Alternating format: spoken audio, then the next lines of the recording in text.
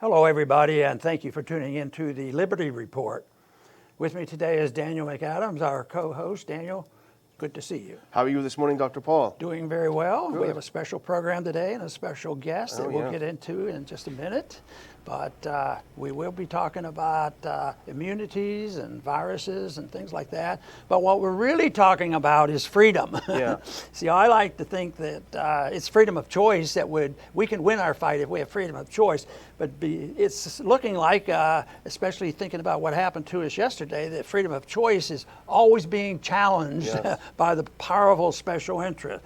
But we will keep plodding along because I don't think, it to us is sort of devastating, but that type of censorship has been around for a long time. Maybe not exactly the same kind, but censorship always silence the people who challenge you. So we understand that, and I compare it to what I was doing 30 or 40 years ago. I always thought, and I really believed it. Well, I'm talking to myself. When I told my wife I was running for Congress, I just want to get this off my chest.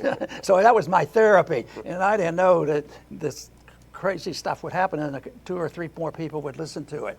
But anyway, we have a special doctor with us today, and the name is well known, especially if you look at Lou Rockwell's website, and that's Dr. Joseph Mercola. And he's been writing on dietary things and environmental things, and also the whole fact about viruses and immunities. So I consider him a real expert. But when I looked at his bio, it mentioned an organization that he belongs to, and I've mentioned the organization many times on this program. It's called AAPS, American Association of Physicians and Surgeons, which started in the 40s. And they were starting way back then. Today they would, they're always discredited. But as far as I'm concerned, they've been on the right track. They have fought for our liberties. And I like to think that we fight for freedom of choice rather than say, you do it our way. That's the opposition. If you follow what the government tells you in the FDA, you'll be misled. But I think what we want is freedom of choice, and I think that's what Dr. Mercola offers to us. Dr. Mercola, welcome to the Liberty Report. Well, thank you for having me, and I've been a great fan of yours for many decades now, and I really deeply appreciate your pioneering advocacy for personal freedoms and sound money. I mean, there's not anyone who's done more to seek to integrate that in our economy than you have. So thank you for your efforts. Well, very good, and I thank you for that. But we have been fighting the battle, especially dealing with coronavirus since early spring. And we've annoyed some people, and we've been challenged about it. And yet yesterday we were disappointed because we don't want to lose the ability to spread our message. And there'll be an alternative. I think when there's a desire, you can come of it. And I try to make use of something like that. But I know that you've been on the receiving end of that. But you've still done pretty darn well under the circumstances of these challenges, because you've had several books now on the New York Times bestseller list. And you say, well, even I had one of those. That doesn't mean anything. But I think it does. I think that gives credibility, and the establishment even have to admit it. So I congratulate you on that. But we would like to talk today about the immunity system and what you might advocate. What do you see as our major problem right now in challenging the opposition intellectually? What message do we have to get out there, the kind of message that you've been working on for a long time? Well, I think it relates to the issue of censorship, the one you alluded to earlier. And I'm a fan of your podcast and watch it regularly. And I was surprised last night when I tuned in to see the video was removed. I said, okay, they're going to add it again. And, I started my website, Dr. Paul, in 97, which is before Google started theirs. And for literally a decade and a half, we had free reign. We had access to the entire world population through the internet. And they started censoring that and throttling that access back. And they went full force this year. But last June, they took us out of the Google search engine, and Google controls about 92% of the searches in the world. So they control the narrative, they can dictate it. They had this technocratic advantage to literally not only take our personal information from the surveillance they're doing, but to use it to to actually manipulate and brainwash the population to their end. And one of the ways they do this is to censor the information. The reason that's such a challenge is that we are only getting a biased, prejudicial perspective, the narrative of the World Health Organization, which is heavily financed by Bill Gates. And if anything that conflicts with that narrative is censored, eliminated, removed from the public discourse. So that's the primary challenge, because if people are given freely the information, the opportunity to independently analyze and evaluate that data and make a decision for themselves, not to have Google or Facebook or Twitter decide that this is not something they should be exposed to, that they're doing it for the greater good. It's the challenge, because I believe, like you do, that people have enough common sense and wisdom to choose the truth. And we can see that. The encouraging news out of this, Dr. Paul, and I'm sure you notice it, that less than 50%, only 40% of the people are going to choose to have the vaccine when it comes out. That's crazy. We're winning. The information is getting out there despite the censorship that the vaccine is not the way to address this disease. Right. Daniel. Well, and the thing is, as we've always said on the program, or Dr. Paul has always said, we accept the fact that there is a problem, there is a health problem, there is a virus. We're not questioning that, but we are trying to put forth different perspectives, different alternatives, different views. And you mentioned the WHO. Okay, that's great. They're supposedly the depository of all knowledge, but they change all the time as well. The one time they tell us to put a mask on, don't put a mask on, do this, don't do that. So even if we want to play by their rules are changing all the time. And in fact, and this would be my question, just to have your reaction to it. Senator Paul was having a little chat with Dr. Fauci yesterday, and it got a little heated. And it got to the issue, which is obviously you two doctors know much better than I do, but the issue of T-cell immunity. And Fauci told the other Dr. Paul, hey, if you believe that this crossover immunity from the common cold might help prevent against COVID, well, you're the only guy in the world who thinks that. And that's how it left. But then you look back, and actually Alex Rodriguez, who does on Twitter, he looked back just 6 weeks ago when Fauci himself was saying that same thing and citing many studies. And in fact, Dr. Scott Atlas, the president's own new advisor on coronavirus, he said the same thing today as well, talked about the T-cell immunity and the memories immunity, the crossover immunity. So even if you want to be a good guy and play by their rules, they seem to change all the time. Yeah, well, the T cells are really important. They're part of the cell-mediated immune response, and then we have the B cells, which are the humoral immune response. But they're all part of your immune system, and that is what we need to focus on, improving that. And fortunately, there are two simple strategies that are virtually free and don't cost any money, will radically improve your resistance. And I actually wrote a paper on this, and it's going to be published in the journal Nutrients real soon. But I put together a whole website called stopcovidcold.com, and it has a short 2-minute quiz on there that identifies when you answer the questions what your risk is, but not only tells you what your risk is, but tells you what you can do to address it. And there's no emails you have to submit or opt in, so it's a free site. And there's two there that give you the further information. One of them things that you can improve your T-cell immune response essentially is vitamin D. And even Fauci himself, literally a week or two ago when he was interviewed by Jennifer Garner, Jennifer asked him, do you take any vitamins for this? And he admitted to taking vitamin D and vitamin C for this infection. So Fauci himself, is even acknowledging this. So, but these are strategies that is not any. And actually, I've had articles that I published that the USA Today has literally demolished and said, I'm out of my mind for doing this, and there's no evidence of it, and anything could be farther from the truth.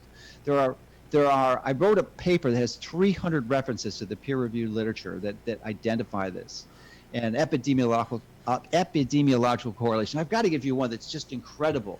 There was a study with 212 patients in Southeast Asia, and who had COVID-19, and 95% of those with COVID-19 who had severe or critical had low vitamin D levels.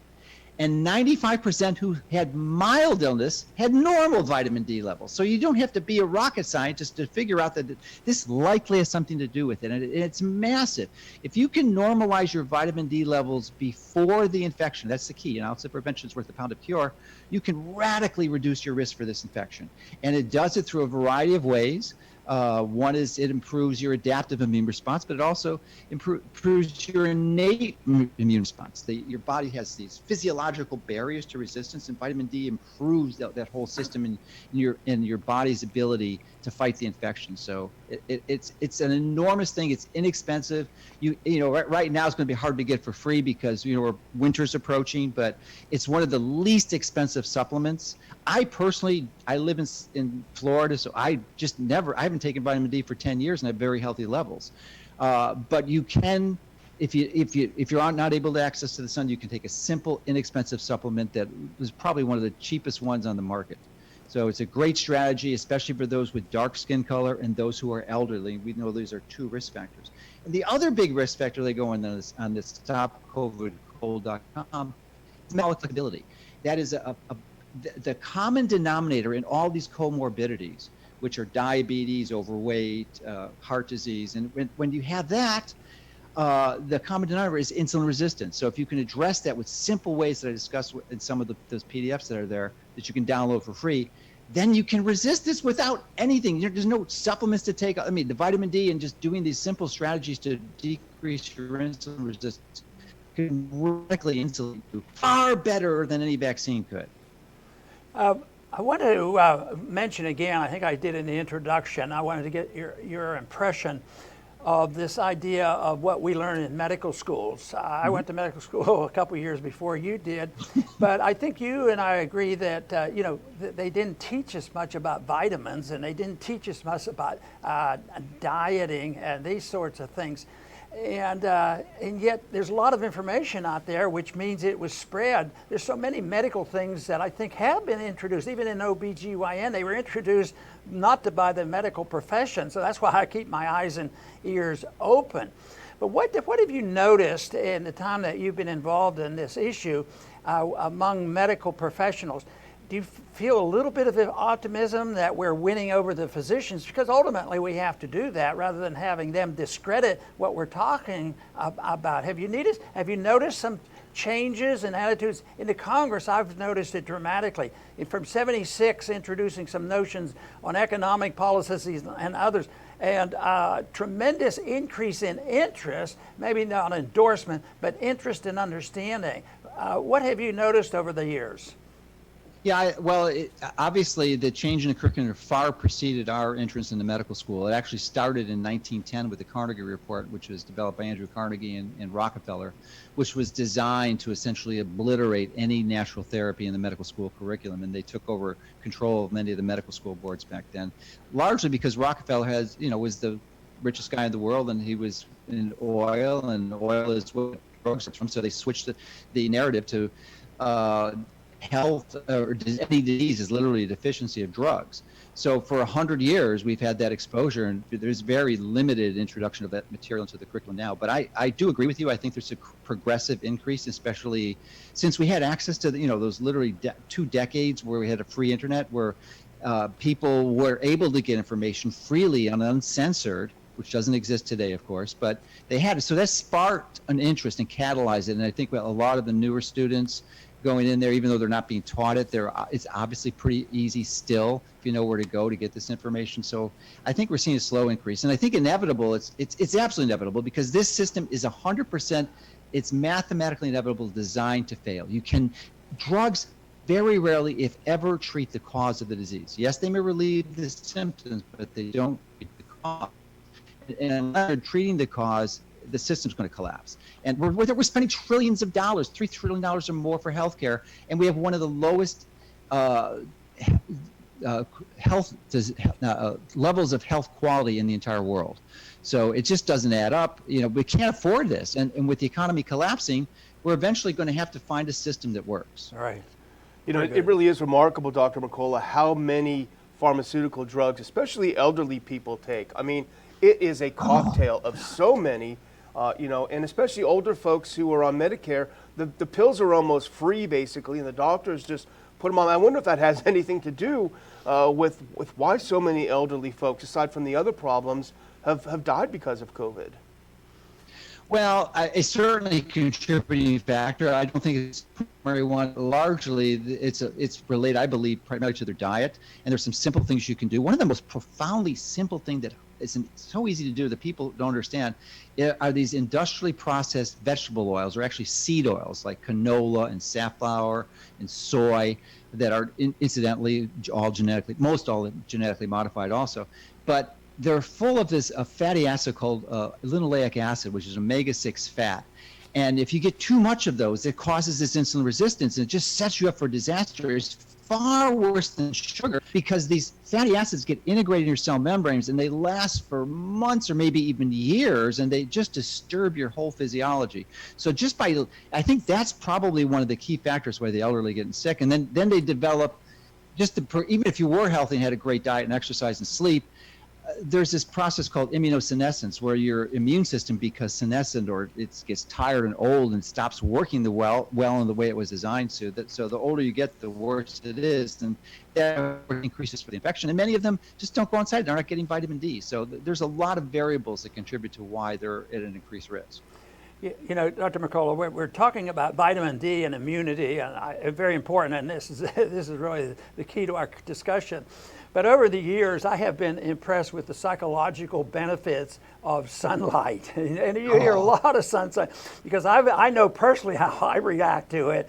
So I think, and I've had some experiences of getting relatives out of in confined areas or nursing homes, and just getting them out and sitting them in the sun. They didn't even have enough time to make hardly any vitamin D. And it was dramatic. It was like a medication. Have you seen that happen? Oh, there is no question, and I make it a goal and pretty much a daily objective to be out in the sun for an hour every day, unless it's a thunderstorm or something. But pretty much that's it. I live close to a beach, so I engaged also walking on the beach, getting the sun. The sun does other things other than providing ultraviolet B radiation, which your body converts to vitamin D. It also is a source of near infrared radiation, and why is that so important? Because when that near infrared shines on your body directly on your skin, it increases the production of a molecule called nitric oxide, and they actually give drugs to people like for this to increase it. But you can get it for free just from sun exposure, and it structures the water in your body so that it actually energizes your body and allows the blood to flow more freely and thins your blood so this doesn't tend to clot as easily. So there's a lot of benefits. And then the circadian rhythm benefits too, because it optimizes that and optimizes the pineal gland production of melatonin. So it does so many good things. And we know it's the treatment of choice for SAD, or seasonal affective disorder. So yeah, I couldn't agree more. It's one of the simplest strategies, and it doesn't cost anything. It's totally free. Right. I'm not moving to Alaska yet. Dr. Mercola, I want to circle back because you touched on it, and I want to spend a little bit more time on this, because this is one of the reasons we really wanted to talk to you. You're trying to help find a solution. To do that, you have started this page, stopcovidcold.com. It's a simple thing to do, to get involved with. Why don't you dig a little deeper and tell us about this? What made you start it, and what do you hope to achieve out of it? Well, as a physician, I feel obliged almost to contribute to stopping the progression of this disease. And obviously it's very complex, but as much as I can do from a health perspective. And I've been educating the public for over 2 decades now, almost 2.5, with strategies. And I've gotten some feedback as to what we know works and what doesn't work. So my initial exposure to this is that when you just give people information as a tool, yes, they may get it, they may understand it, and it educates them personally. But the intention here is to obviously spread this information wide and far to those who've never been exposed to this, where natural medicine and health is, they may be opposed to it.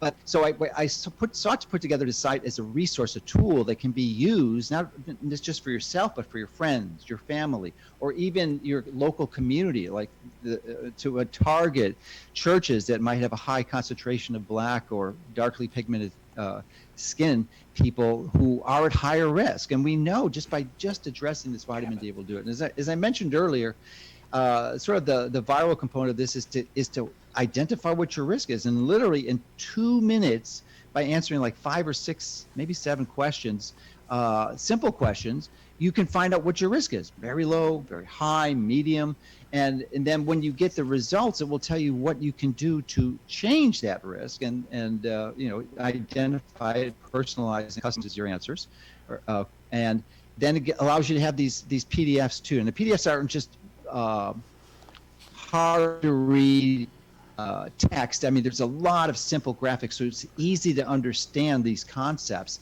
And we have one that's like almost 40 pages that is for healthcare professionals, although anyone can download it, or the one that's a simple one that explains it in about 10 pages with nice big graphics so that you can understand what these interventions are, and you can integrate it into your life, not only your life, but your friends, your family, your community members, and spread the message. There's an option, and we don't participate in Facebook anymore because we object to many of these social media platforms. But for those who do, there's an opportunity on Facebook or other social media. That's another form of censorship. And I'm sure you're familiar with Alex Jones. I just did an interview with him yesterday, and he's been censored for a long time. But even Twitter doesn't censor him like they censor us. You cannot put a link to our site on Twitter. They will tell you null and void. They will not allow it. And we still have a Twitter account. They didn't ban us yet, but they don't allow our links to go. So I mean, there's just this incredible suppression of people who are seeking to educate the public about the truth. And so we're two of the voices out there. Obviously, there's many others, but I would strongly recommend and encourage everyone to consider going to stopcovidcold.com. There's no emails you have to fill in. You won't get a spam or anything. There's no cookies. So it's just pure information to help you and your family fight this thing. Dr. Mercola, we're getting ready to close. I'm going to close with a very brief statement. It's been a tradition in this country and other countries too that there should be a separation of church and state. At least we pay lip service to that. But also there's been some libertarians in recent years talk about, well, education and the state ought to be separated, and the Constitution would certainly support that position. But I've been talking a lot more about the separation of medicine and the state, because you mentioned back in 1910 when some of this stuff started, but it's gotten much worse, and governments and bureaucrats control medicine. So I'm for that, and I guess you would give me a lot of argument over that, but I think that's what is necessary to realize, that bureaucrats can't practice medicine. It just really bothers me about what the bureaucrats try to do. Yeah, I'm a big advocate of personal freedoms and giving people the opportunity to make the decisions themselves and not to rely on some bureaucratic institution to make the choices for them. So the more we can support that effort, the better. So I'm really, again, deeply appreciative for all your great work and that you're doing now and have done in the past. Very good. And Dr. Mercola, I want to thank you very much for being with us today. I'm sure there's going to be a lot of people interested in your comments. And I want to thank our viewers today for tuning in today to the Liberty Report. Please come back soon.